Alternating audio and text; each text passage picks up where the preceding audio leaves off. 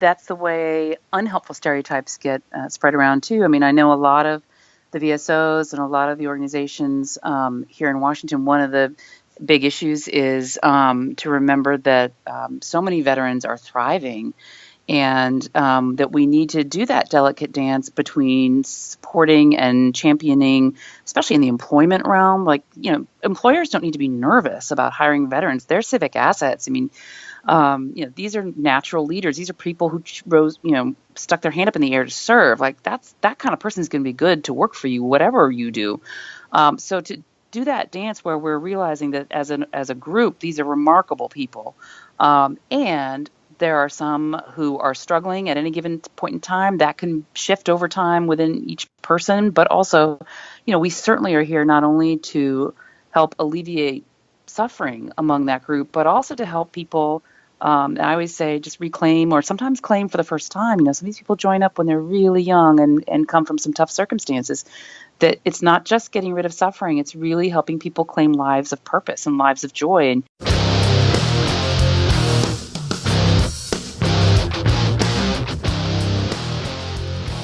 welcome to the Change Your POV podcast. You're listening to Headspace and Timing, a show dedicated to breaking down the stereotypes of veteran mental health.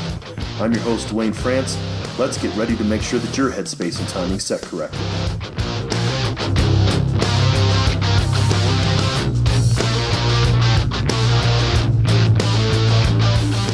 Hey everybody, welcome to Headspace and Timing. If this is your first time listening, then thanks for checking us out. As many of you who serve know, the M2 machine gun, the 50 cal, is one of the greatest weapons in the military's arsenal. If the weapon's headspace and timing isn't set right, however, it's just a huge chunk of metal. Veterans can be rendered inoperable if their headspace and timing's not set correctly either. That's my mission here, to raise awareness about veteran mental health and reduce the stigma against seeking support. Each week we'll talk about different aspects of veteran mental health and interview mental health professionals that are working with veterans, service members, and their families around the country.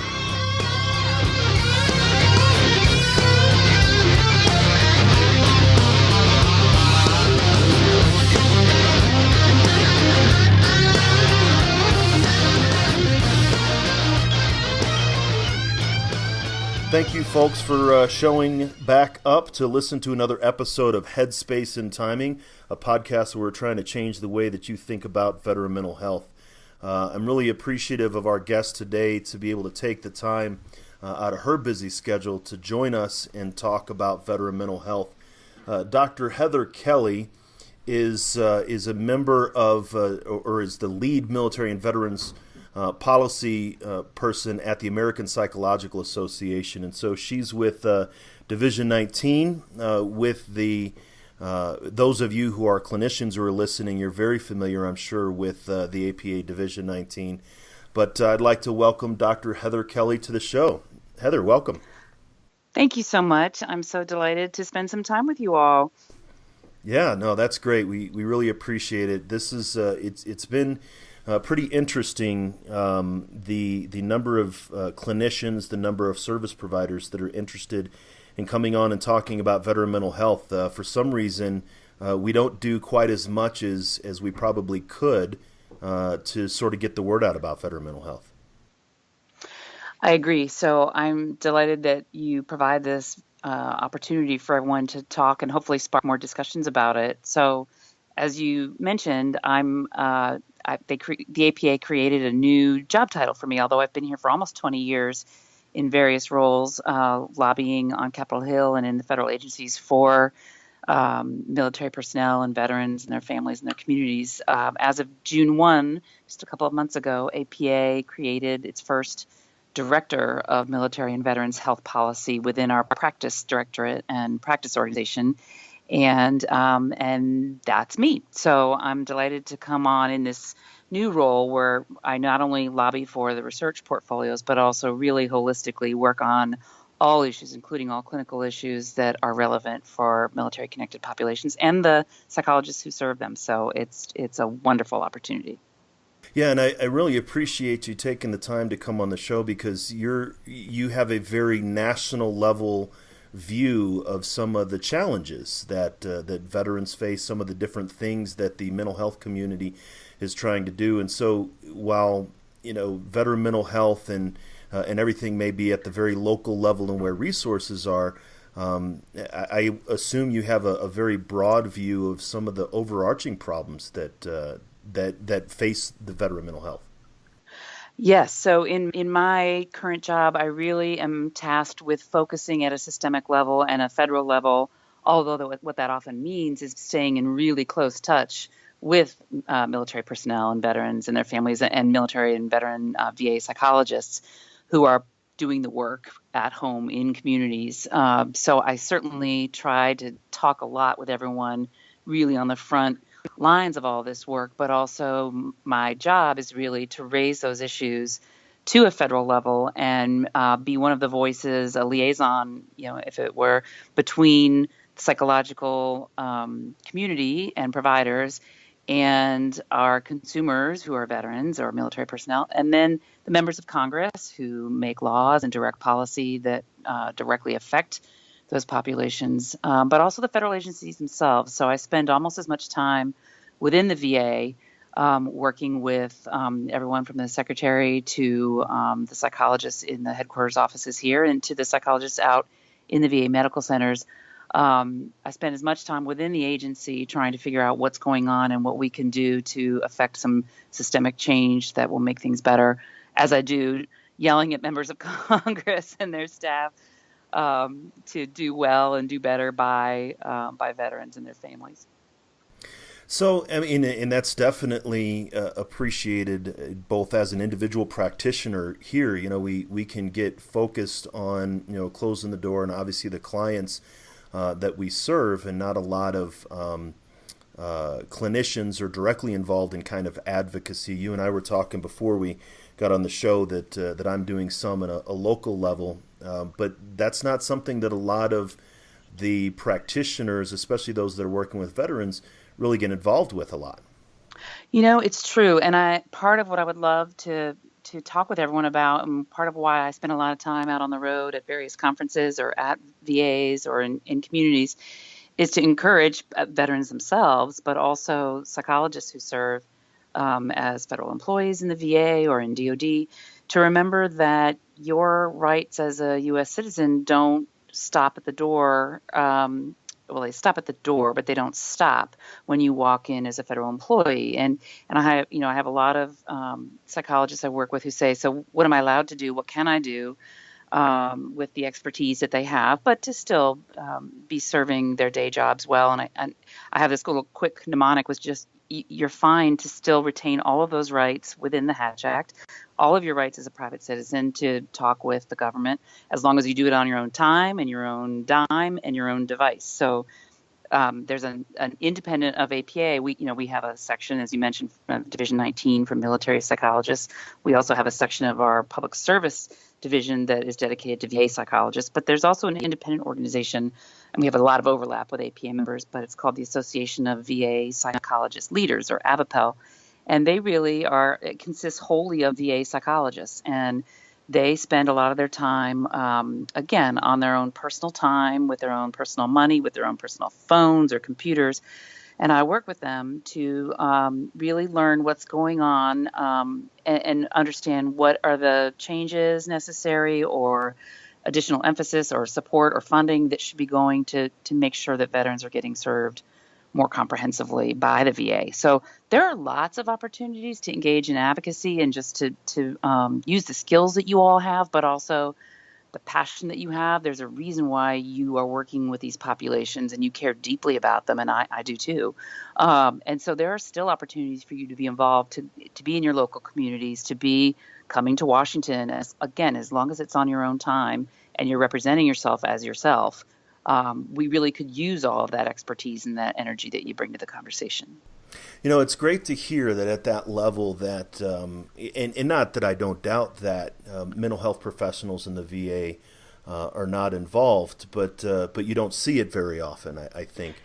It's true. I think people are scared. Federal employees are scared because there are rules about how you can be involved, but there are lots of ways in which you are absolutely not only allowed to be involved, but we need your involvement. I remember taking some psychologists up to the Hill, to Capitol Hill, to meet with some staff from the Veterans Affairs committees. And, a number of years ago, those meetings might last 10 minutes. And I kept saying to everyone, that's okay. That's typical sometimes, but you at least get a chance to say who you are. Well, over the years, we've developed an incredible relationship between these psychologists on their personal time and staff on those really important committees, and the local VSOs, the Veteran Service Organizations. We spend a day with them and a day on the Hill. And those conversations have become absolutely invaluable to all parts of those conversations. So the Hill staff, they just want straight answers. They want to know what's really going on in individual VA medical centers. Is what they're hearing, from Washington really the case? If not, why not? What can be changed? For the VSOs, they're so delighted to have a conversation again with psychologists directly and just say, well, here's what our veterans are coming to us with. What do you think about that? What does it look like in the VA? And frankly, for the VA psychologists to take home and take to heart what they're hearing from veterans groups or what they're hearing from staff, because you're right, as clinicians, you have a really important day job and you're really focused on that for the most part. But if you can make the space and time to come up out of that, you have such valuable information that the rest of us really need in order to make changes that aren't duplicative or that aren't, actually sort of going to backfire, but that really change the landscape of how VA serves veterans. And that's it's really great, again, that the opportunity is there. I, as a community mental health provider, others have said, hey, Dwayne, you're a combat vet. Why aren't you working at the VA? And I find that it's, I kind of call it, I'm outside, I'm the scout pointing back to the benefits. I mean, I know I have a lot of very excellent colleagues that work within the VA, that they're very skilled, and as you said, they're very passionate, and they wouldn't be doing what they're doing if they didn't love it. And then there's obviously restrictions that they may have. So I'm not somebody that, of course, bashes the VA. And I think there's a role for both community providers like myself. Absolutely. Absolutely. Well, you see so many veterans. I mean, we know from the data that the VA doesn't and never can and never will serve all veterans, and for a variety of reasons. I mean, you all in community mental health see the majority of veterans, frankly. And part of my job is not only to track what's going on with DOD and VA to make sure they're adequately treating and supporting and funding mental health programs for veterans, but also to train and really catch the attention of my own, the rest of APA's practitioners. So civilian practitioners and people who are practicing in multiple settings to say, listen, you're going to see veterans, whether you realize it or not. And you as a veteran, Dwayne, I'm sure you asked the question right up front. Part of my goal is to have, so-called civilian psychologists really feeling like, and to offer training and free CEs to make sure that they feel like they know how to ask people about military service, and then how to follow up if someone says, yes, I did serve, or if a family member says, oh, my wife was or still is active duty, to have civilian therapists and psychologists really know what that might mean in terms of other unique needs that might pop up, but also sort of how to then carry on the next conversation. Yes, and absolutely, you're talking about cultural competence there. Yes. Of course, Yes.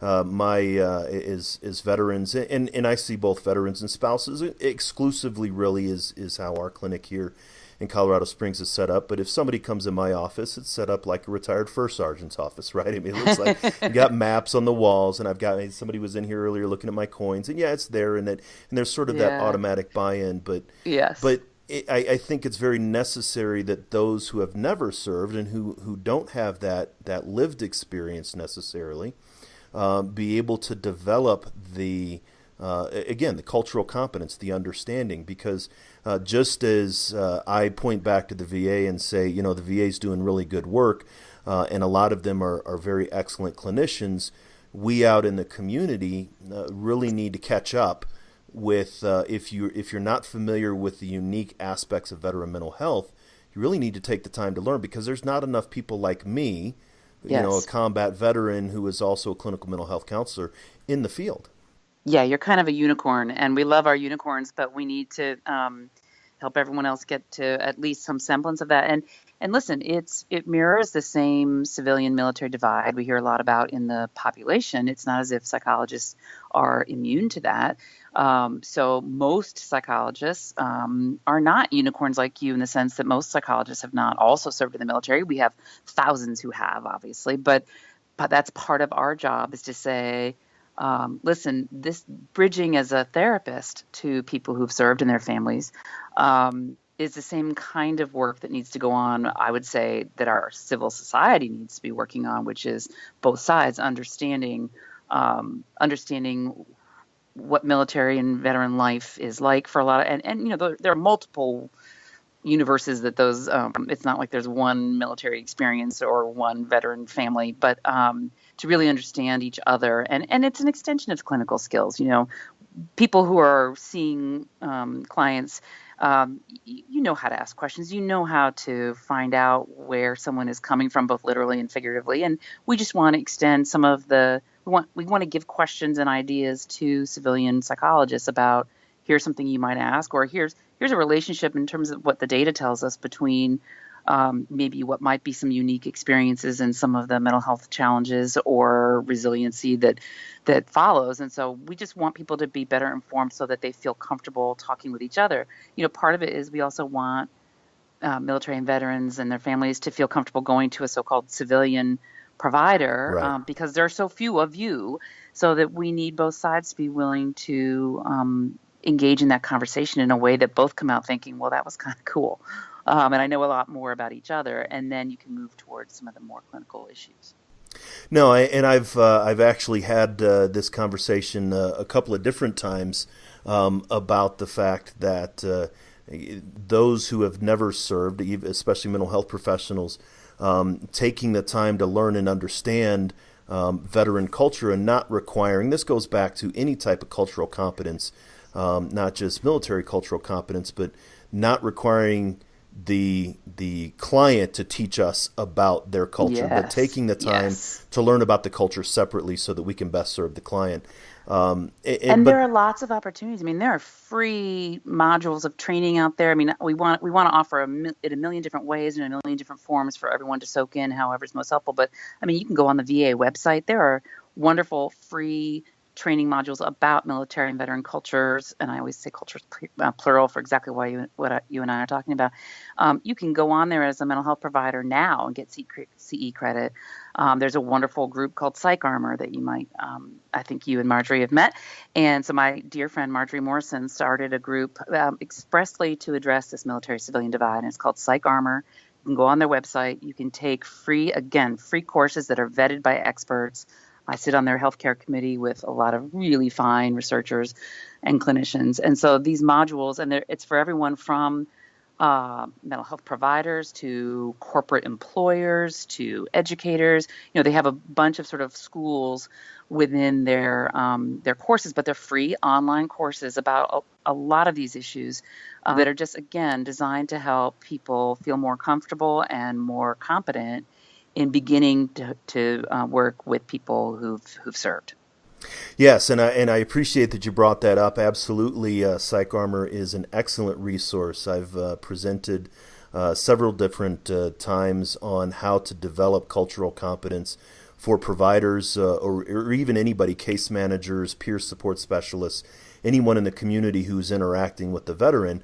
And I always use Psych Armor as an example. And Marjorie and I, great. we have spoken ultimately when our schedules, she's going to come on the show she'll sometime. Be terrific. You'll love her. And it is. I mean, and it's a very good program, but it's also that the information is out there. But how does one actually, I guess, generate the will or the desire to seek that? Yeah. So I have, of course, 100 great ideas before breakfast if someone would just listen. But all kidding aside, it's multi-pronged always. I mean, I think we all know that if there's a financial incentive, people are busy, and if you're asking them to do not just this, but take training in lots of other areas for other clients whom they might see, we certainly understand that there's just so much pressure and there's only so many hours in a day. But There was a big movement for us. It was really begun by nursing to quote ask the question, and it really provided an absolute financial incentive for physicians of all kinds and clinicians of all kinds to ask about military service in their first visit, whether that's a pediatrician's office, a primary care, everyone's sort of asking some version of this question. And part of the incentive was that you would be compensated in a different way. And so I think there are big insurance companies now who are providing incentives to their own networks to have taken these courses or to prove in some way a level of familiarity with military and veteran culture. We just need to attack it from all ways. I'm training a bunch of our own APA psychologists when they come to town in the spring. For the first time, we're going to do a big workshop on seeing military connected clients and families. So I think we all need to be hitting it hard. I certainly love how available online courses are, and especially if the quality is vetted, that's terrific. I think we need to see some data on whether that level and that kind of format of training works and in what ways. But we certainly all need to be thinking within our worlds and our spheres of influence, what can we be doing to get everyone up to speed to feel competent, because there's a huge need, and we want to be able to meet that need with high quality and effective care. Yeah, and absolutely. This is actually one of the main reasons why I joined the podcast network here, is to get this out. And I've had clinicians from across the nation say, I listen to your show. It helps me understand veterans' issues. It helps me understand veteran concerns. But also veterans listen to the show and say, like Dr. Mark Stebnecki, who was on before, he's with Eastern Carolina University. He's not a veteran, but yet he spent significant amount of time learning the veteran culture and can provide the kind of services that are necessary. So it really helps the veteran, as you were talking before, bridging that gap. Because, and again, I've said it often, I'll continue to say it, a veteran really doesn't need a reason to avoid mental health counseling. Any reason is a good reason. And if that reason is, that civilian will never have any idea, what I'm talking about, and that gives them a reason to just not do something that they're uncomfortable with in the first place. And so this is really a way to kind of break that down.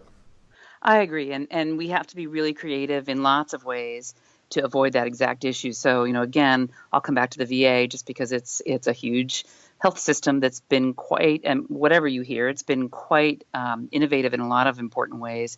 So, for example, it's got the best integrated care system, and certainly integrated primary care system in our country. And veterans are the beneficiaries of that, hopefully, if they're willing to go. That there are mental health specialists embedded right there in emergency rooms in the primary care setting. And just because we know that anything that we might not even consider a hurdle is, in fact, the data tell us, if there's a so-called warm handoff and someone in the primary care setting says literally like, you could go see someone in mental health and I recommend that you do it. It's up a flight of stairs. Yes. Honestly, if it's a flight of stairs, you'll lose half the people. Right. So we literally do things like take the words mental health off the sign, or make sure that someone is, 30 yards down the hall and she comes to you as opposed to the opposite. There are lots of ways to make this as absolutely as easy as possible for people to see. I also wanted to address something you brought up, Dwayne, about the different ways that we can each be ambassadors, so as it were, for military and veteran populations. And it's interesting. I've seen this happen on the Hill so many times in a couple of ways. So, obviously I go up there and talk a lot about mental health issues like PTSD or traumatic brain injury. And it's interesting because sometimes I'm in there with other lobbyists from other organizations and veteran service groups. And I try to read the room, again, like a good clinician. I'm reading the situation. Part of what's really helpful in two different ways is, one, sometimes I'm the only person in the room who isn't just talking about PTSD, but who's actually treated people with PTSD. Absolutely. And so to be able to say, well, there are a lot of, fewer than there used to be. When I first started this 20 years ago, you should have heard I heard some of my colleagues explaining in a group visit what PTSD was. And I was like, oh, no. So it is really helpful to say, well, here's what that's actually like in a therapy relationship or a moment. Here's how that plays out. But I'll tell you the other thing that's really helpful sometimes is, I'm not a veteran. I was not in the military, but my entire family was. So, my father and both grandfathers are career military officers, combat veterans, all of them. And sometimes, and it's not as if I sort of announce that every time I walk into a room to talk about these issues, but it comes up sometimes. And what I remember having a conversation, trying to talk about military kids a few years ago in an issue surrounding education. And I said something, and a young staffer said something, and I said, "You sound like someone who is that came from a military family, like maybe your dad or your mom was military." And he said right away, "Oh yeah," and sort of gave his story. And I said, "Well, I was too." And so it gives you. I remember sitting at the side of oceans, waiting for submarines to come back, and really hoping that my dad was on them. In just in wonderful ways and in sort of scary ways. I remember what that was like as a kid and watching my mom. And that experience of being part of a Navy family has come in handy more times than I can tell you, in sort of saying, listen, I didn't serve. I chose to serve the people who served. But I do understand in some ways some of the lives that you're coming from, and I understand your family's lives. That makes a big difference. No, I really appreciate that, that just understanding that culture. That's a totally different aspect, the military family aspect of culture. And again, whether unicorn, and I've heard people say that before, but I'm also the son of a combat veteran. My father was not career, but he served in Vietnam, and I did see a lot of the challenges, most of the challenges that he experienced for the majority of his life. And you had mentioned before about the VA becoming this this pariah or what have you, but both being a career, retired from the Army myself after 22 years, but I watched my father navigate the VA of the 80s and the 90s and then the early 2000s. And ultimately, we brought him out here to Colorado to live with us for a while so we could help get his care. And he had a totally different aspect on the VA as he's seen how it has evolved. The VA of today is not the VA of 10 years ago, and it's not going to be the VA of 10 years from now. It is, and we all use the metaphors of turning a battleship in the ocean, and it is such a large agency, but I have the benefit of as you, seeing how combat specifically, or how military service could impact those that we cared about, but then also me being someone the experience and then choose to serve how we served.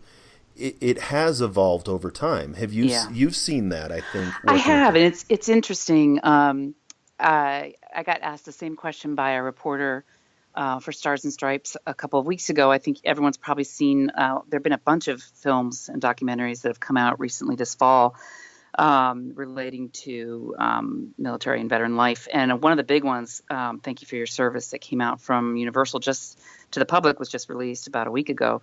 A lot of us were asked to engage with the director of that film and the actors as it was nearing its release. And one of the ways at APA that we chose to engage was to offer up a bunch of our resources on PTSD. What does it look like? How do you find someone to treat it? What does good treatment look like? We have a lot of online resources about that here at APA, and so we offered that to the film's director.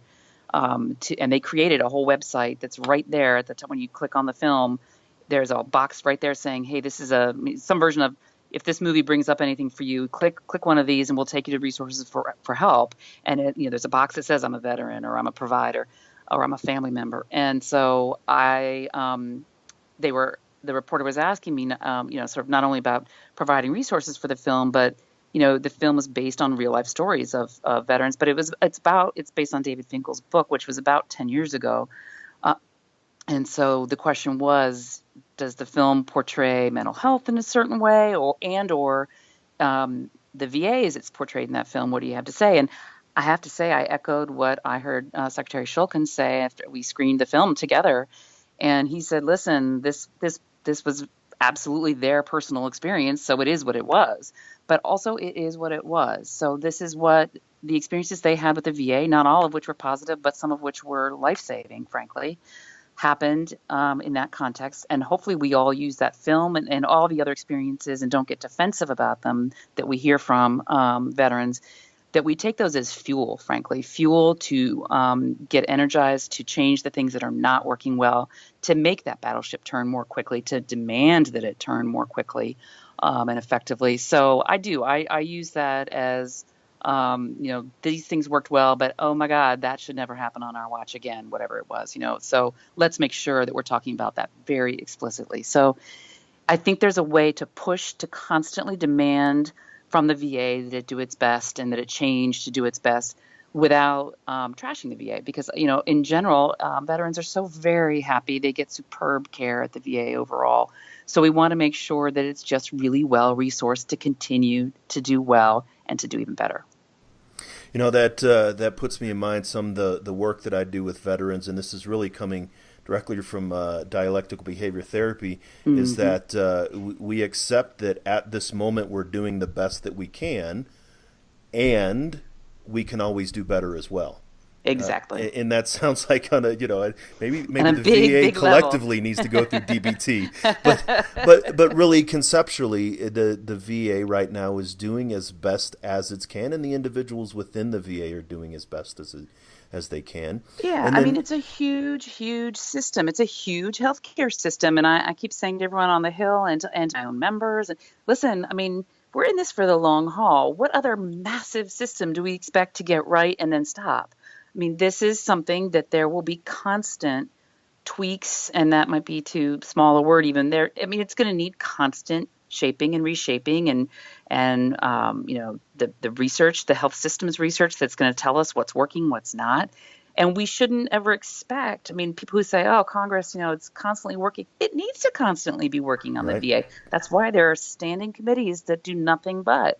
And it doesn't mean that, as you said, it's not as if that's some sort of huge negative mark against the VA. It's just that it's massive. And so there are lots of things to do about it. And the needs of veterans change with different cohorts and with different, as you know better than I, whatever's going on in the community in terms of healthcare and reimbursement and just availability of people to see. All of those things affect the VA and where veterans go for their care and how happy they are with it too. So it's never in a vacuum. And I absolutely agree with the VA continuing to evolve, but also there is a role for community providers to bridge those gaps, and they're not just narrow gaps; they're often entire populations of veterans whose needs aren't being met.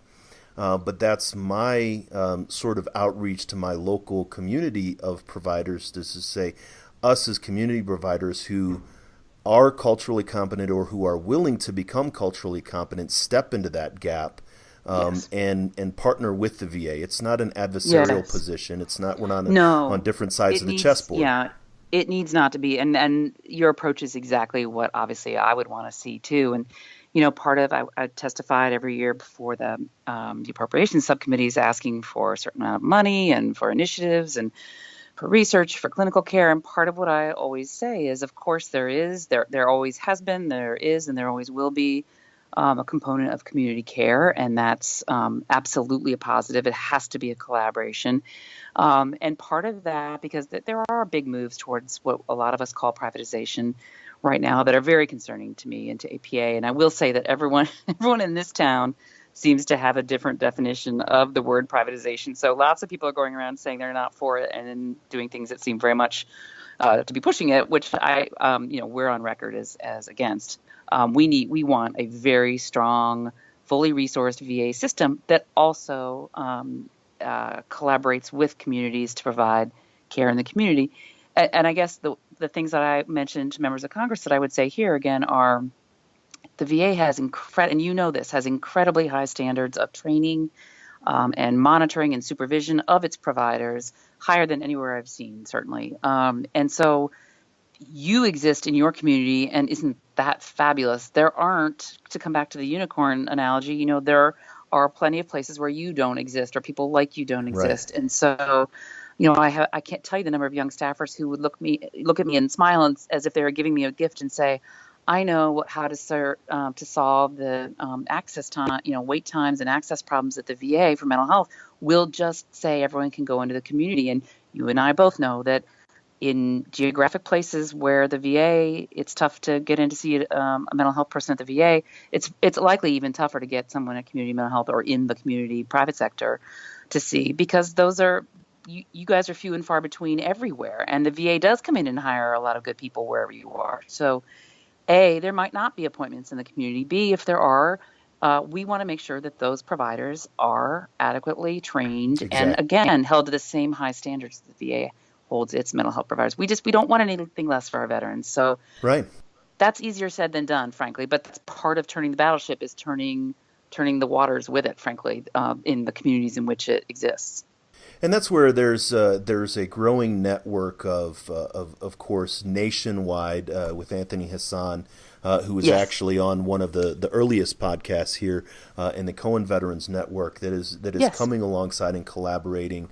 And then on a local level, organizations like mine and retired Lieutenant Colonel Tony Williams, who was on another episode of veterans who are trying to, as you said, be at the local level, that voice. I often explain my role, especially as it relates to the VA, is that I'm like a light infantry strike force, right? I can see a veteran very quickly. I could see, if a veteran calls right now, I could see him this afternoon or tomorrow, or in a couple of days, and I could get them a frequent outpatient care, and so I could go and I could seize the beachhead very quickly.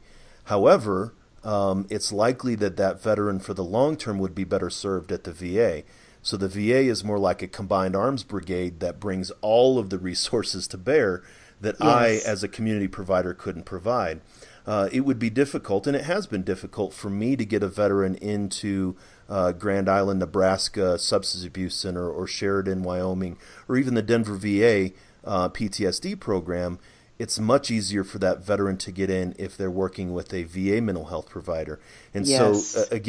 just like not everybody in the military is a light infantry, and neither could the large combined arms brigade move as quickly as some of that. And so it really has to be a collaborative kind of symbiotic, in my mind, very symbiotic relationship. Absolutely. And one of the things you said is really important, and not just one, but one, that you don't hear from a lot of other people in this conversation about community care, which is, and you explicitly mention, and will therefore be tracking and watching for the moment when it's most appropriate. A lot of the VA psychologists I hear from, part of the problem is if someone gets referred out, or they never see this veteran again. And part of what you mentioned was looking for those moments when it's going to help that veteran to get him or her back involved in whatever way is most appropriate with a Right. VA. And that, I think, if VA psychologists felt that and developed those relationships with community providers where the referring and the conversations went literally both ways, so that if I refer you out because we don't have a specialty clinic who can see you soon, that I know you're going to know when it's appropriate to refer back. And I think that's a really important part of the equation that a lot of people are missing. No, it's great that you say that, because I've heard the same thing, not from my colleagues here at the VA as my VA, and I love the Colorado Springs CBOC. I really love the practitioners there. I think they're very efficient, and they love what they're doing. But I've heard the same thing, that they say, well, it would be better for the veteran to see me as infrequently as I could see them, then I send them out to somebody who I don't know if they work veterans or not. And so there is a divide even from the Yeah. clinicians in the VA Yeah. and the community. And so, and what I'm hearing from you is, as I'm trying to build a coalition of community providers here in Colorado Springs, that we can connect and interact with our VA counterparts, that just to be able to say, because we do business with those we know, like, and trust, right? Exactly. And if there is a divide between community providers who say, give me all the apples, and then the VA providers say, oh, I'm not going to give you any of my apples, that's not beneficial for the apples to carry the Yeah. metaphor. And you know what? I mean, I can work my tail off here at the federal level to make sort of help make big things happen. But we all know that the magic happens at exactly the level you're talking about, which is in communities where people, and it's supposed to happen with all the mental health summits, but some communities just do it better than others, and we all need to learn from the ones who are doing it well and be willing to do it. It's a network of people, and it matters that you know each other and that you trust each other and that you work together. I mean, you and I, before the podcast started, we're talking about vet courts, sort of a separate topic, but very much related in terms of that's a model of the legal system inviting in veterans and people who work with veterans and know veterans and developing a model where everyone's doing his or her part and it works. And the same thing, if you're, and I've gone down to Memphis on a different, slightly different level and worked with the Memphis VA and the Memphis CIT, the crisis intervention training team that works with law enforcement, and this really remarkable psychologist, Tom Kirchberg at Memphis VA, who said we need to be all involved together in this so that the Memphis VA psychologists go over and teach some of the courses in the CIT training with the young police officers. The police officers come over and spend an afternoon at the Memphis VA and talk with combat veterans, just sit and literally talk. What is it like? Those connections, and you have to make them happen. They can grow organically, but if you really want them to happen, you have to push them along. And Tom said, Dr. Kirchberg, Tom says, to the police officers, here's my cell phone number. I'm not kidding. If this is all supposed to work a certain way, but if it doesn't, and you've picked up a veteran on the street, and if none of the diversionary stuff is working, no one says they're open to take her or him, and you are at the end of your rope and you're about to just sort of arrest her or him, please just call my cell phone. I will literally come there. I will meet you. I will talk with the veteran. I will make our VA hospital open up, if the ER is closed, whatever it is, I'll make it happen. And I talked to some of the police officers down there, and they said, first of all, you have to say that, but then second of all, you have to answer the phone if they ever really do call you. Right. And he did. He answered the phone. And so they have this remarkable, it sounds like your community, Memphis has this community where the local hospitals, the VA, the criminal justice system, the University of Memphis, they all have each other's numbers to a person, and they use them. And so it works beautifully. Whatever we try to make at the federal level, it relies on people having human connections at the community level. So I love hearing what you're doing. Well, and even hearing that, it's very validating. And I'd mentioned my colleague Tony Williams, and he was on episode 17, and Tony says something that I've repeated, I think, just about every episode now. Is he was talking specifically about suicide, but even veteran mental health. It's a national problem with a local solution. Absolutely. It has to be managed at the local level. My CBOC here in Colorado Springs, our Veterans Court, it's unique in that it serves our geographic population. We have a significant military town, maybe not as big as San Diego or Norfolk or definitely, but we are the only county in the United States that has 5 military installations within its geographic boundaries. And so we have even within our state, our Veterans Court addresses situations differently than some of the other courts in the state because we have active duty service members in our Veterans Courts. And we have to be flexible to be able to respond to what each of the needs are. And the needs in Memphis are very different than the needs in Denver, for example. Absolutely. And so no, go ahead. Go ahead. Well, you keep saying things that make me think of other things. I love it. What you reminded me about, military connected towns, and it's more of a problem, I would say, in places that don't have as significant a proportion, because if you do, you start thinking about that more naturally. But I remember my mom up in Mystic, Connecticut, when we were stationed there, running some of the family advocacy work. And she was also a teacher by training, and so one of the things she did was go out into the local school systems, the civilian school systems, out and around Mystic, Connecticut, and say, listen, part of what all of you who aren't military, don't have friends or family members who are here in New London at the sub base, part of what I want to talk to you about is what this nuclear submarine deployment schedule looks like. And I'm going to tell you why you should care, because the kids coming to you every day in school are likely to be affected by if dad and now mom are deploying or coming home. And here are some of the typical transition times, just so that teachers are aware and school superintendents and school principals are aware. Again, that they're not necessarily, but just to be on the lookout that if there are things going on and they have a school with a significant portion of Navy kids coming in, that, this might be a particularly rough time. Or if you're serving kids out in Fort Hood, wow, the entire group is deploying next week. It would be really helpful for the civilian systems to know about that on a regular basis and to understand what that might mean. So again, you're right. It's connecting the active duty bases or reserve guard components you have, not with the local institutions of all kinds, the faith communities, it's the education system, courts, so that everyone sort of gets what's going on in their community at a deeper level. No, and that's true. And what you're talking about is really education and advocacy, not on the legislative level, but advocacy for the veteran or the service member or the Yes. service member's family. Yes. Being that advocate and that voice. And something that you had said very earlier, which really struck me, is a lot of people think they know what veteran mental health is, and so everybody is talking about veteran mental Yeah. health. In my experience, except the mental health professionals aren't, again, in that space. I once had somebody, a colleague, say, well, veterans aren't looking for mental health on social media.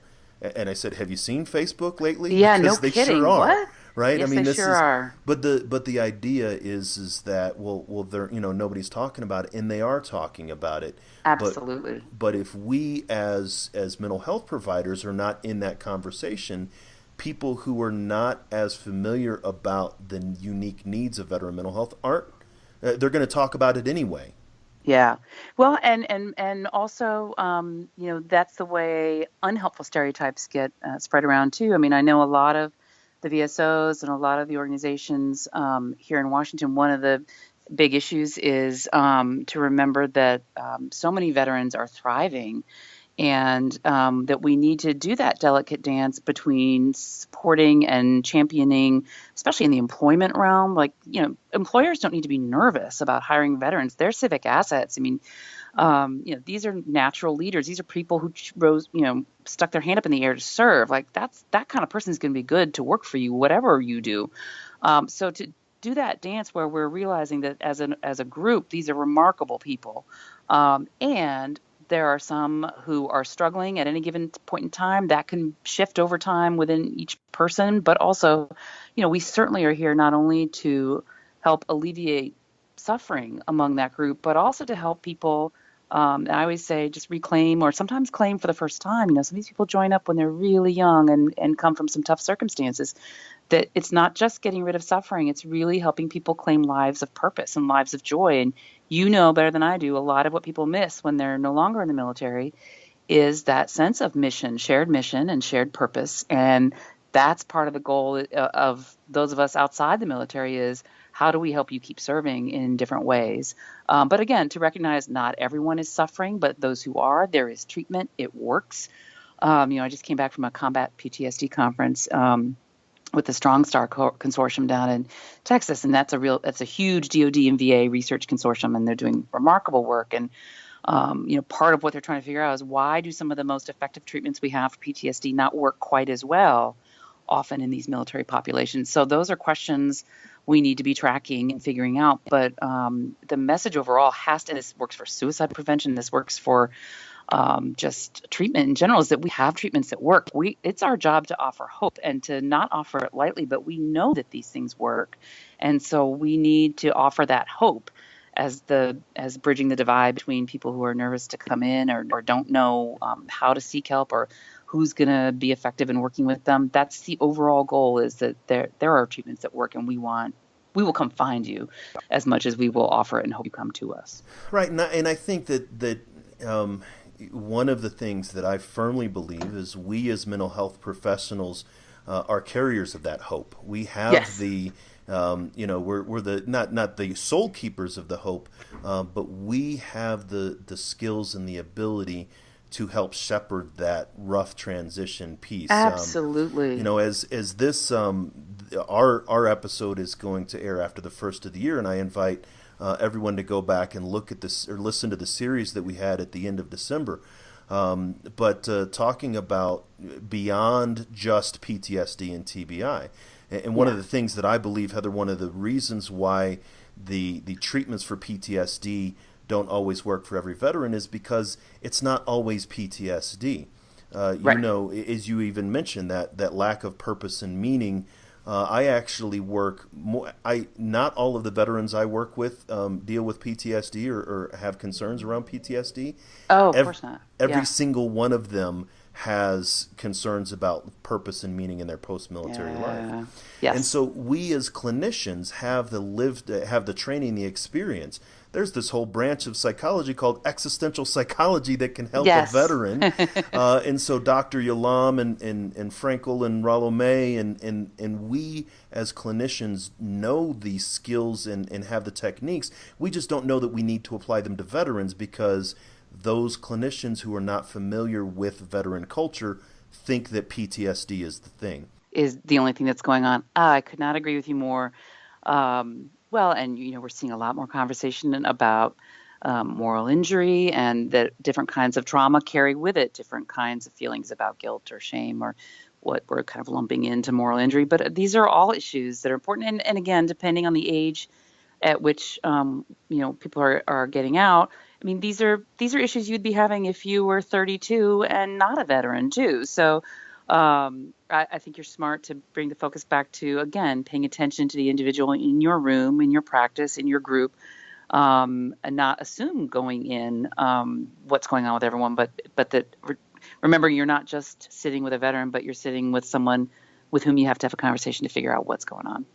Yes, I often say, of course, there's the adage: if the only tool I have is a hammer, then all I see are nails.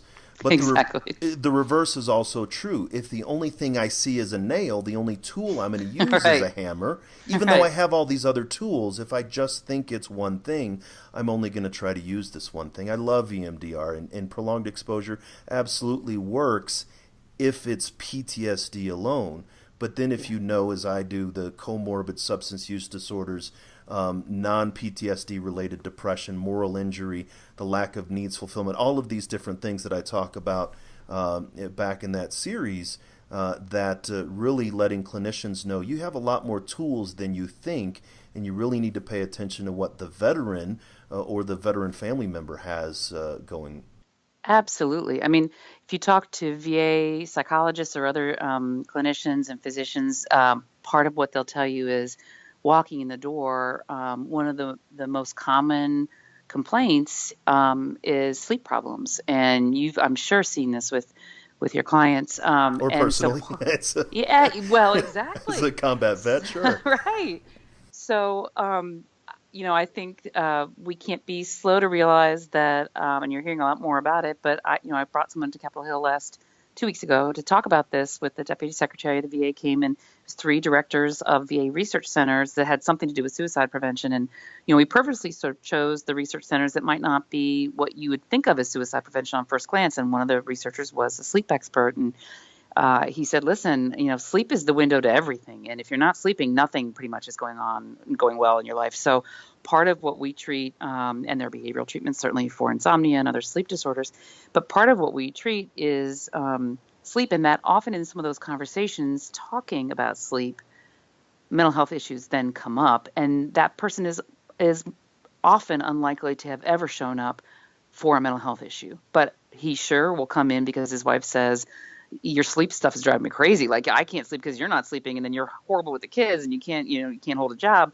So if we can get people in for sleep, we can not only help solve some really crushing problems. I mean, I think we all know that if we're not sleeping well, nothing else is going well. But again, it's often the gateway to then talking about some other things that are going on. And for the mental health professionals, they're seeing that as a huge plus. Again, breaking down barriers to care. And that's why it's important, again, to have an integrated care system where people can come in for something that is truly troubling them, that they see as a physical ailment, and then that can have a lot of other conversations can ensue because of that relationship.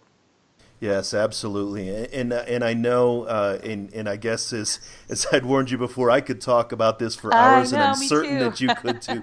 There's so much here, and I definitely would love to invite you back and Thank really talk you. about some of those other aspects. But before we leave here, how can veterans or providers maybe find more about the work that you're doing, or connect with you to be able to get more information about some of the stuff you talked about? Well, I would love it. And so I really am very responsive to email. So let me give everyone my work email address at APA, which is hkelly, HKELLY, at apa.org. I respond to every email I get, and I'd love to have people reach out with questions or to tell me things that about your expertise. If you're a provider, I'd love to know what you're up to. If you're a veteran, I'd love to hear about your experiences. And I bring veterans to the Hill as often as I bring mental health providers to the Hill. We all need to be talking, and we all need to be talking a lot more with the policymakers who shape what happens in your lives. So I would love to hear from all of you. No, that's really great, and I'll make sure to have that. And I know that you're active on Twitter, which is great. I am. Which is unique in my experience, again, amongst mental health professionals. And so I'll make sure to have links to all of that on the show notes. And I look forward to talking to you again soon. Thank you so much. It was a delight, and it was terrific to spend time with you. Thanks so much. The struggle is real, found a feast and lost a soul. Eventually my drinking, it got out of control. There in darkness I roam, struggling to find home. See, suddenly death didn't feel so alone. 22 a day, destination unknown. It could have been avoided if you picked up the phone, but now you're gone, so I guess all we get is the tone. Nothing but bone weeds, overgrown, pushing up stones. I've triumphed over enemies, co-created enemies. Broke out facilities that tried to put an end to me. R.I.P. I'd rather grind in tranquility. Authentic tendency, embrace my ability. So there you have it, folks. Another episode of Headspace and Timing, a show dedicated to changing your perspective on veteran mental health. I'd like to thank Doc Todd for giving us permission to use the track Not Alone from his amazing album, Combat Medicine. Doc's a guy who's trying to bring the discussions about veteran mental health out of the darkness and into the light, and you need to check him out. Head over to therealdoctodd.com to purchase the album and support the cause. You're not alone, veterans. Ever. The struggle is real, found a feast and lost a soul. Eventually my drinking, it got out of control. There in darkness I roam, struggling to find home. See, suddenly death didn't feel so alone. 22 a day, destination unknown. It could have been avoided if you picked up the phone, but now you're gone, so I guess all we get is the tone. Nothing but bone weeds, overgrown, pushing up stones. I've triumphed over enemies, co-created enemies. Broke out facilities that tried to put an end to me. R.I.P. I'd rather grind in tranquility. Authentic tendency, embrace my ability. Try so hard to have faith. I bow my head and I pray. Lord, please let me the strength to carry on and keep standing. How this life so demanding, so much pain on this planet. I hurt each time my way, but with you I'm not alone. Not alone.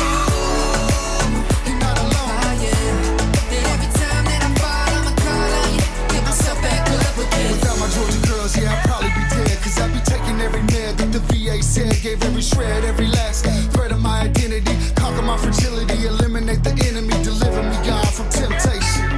Tell me that this life is just a matrix. Need a facelift, back to basics. Vision LASIX, I only feel alive when I hear the bass kick. I try so hard to have faith. I bow my head and I pray.